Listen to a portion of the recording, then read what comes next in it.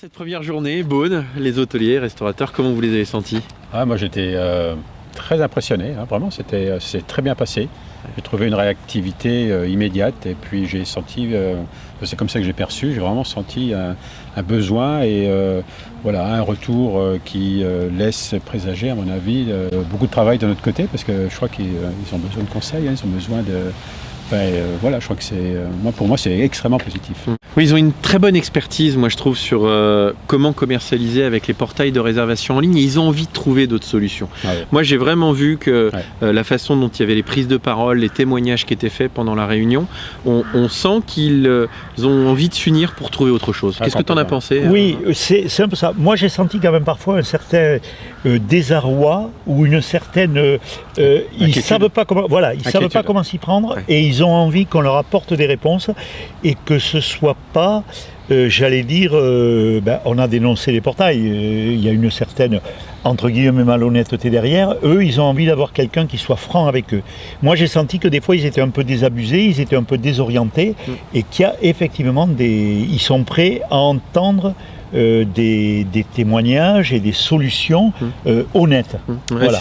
C'est pour ça que l'idée des ateliers du succès, au-delà des réunions qu'on organise, c'est de créer sur Internet un lien qui va leur être réservé.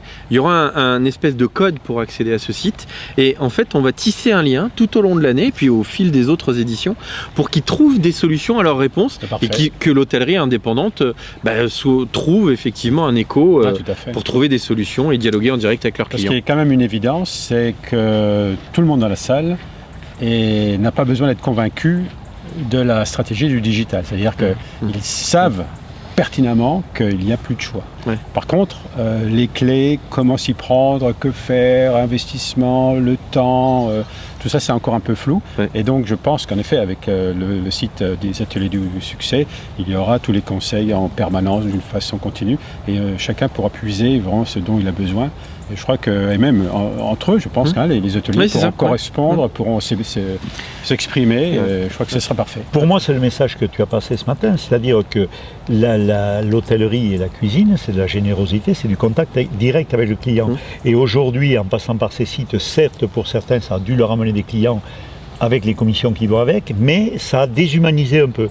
Et moi, j'ai l'impression que dans ces périodes qu'on traverse qui sont difficiles, il y a besoin que les hôteliers et les restaurateurs renouent le dialogue avec leurs clients, mais pas uniquement par la toile. C'est-à-dire que nous, avec les magazines, on va leur donner à voir, on va leur donner à lire, on va remettre un peu d'humanité dans tout ça, et ça me semble important. Et je les sens réceptifs par rapport à ça.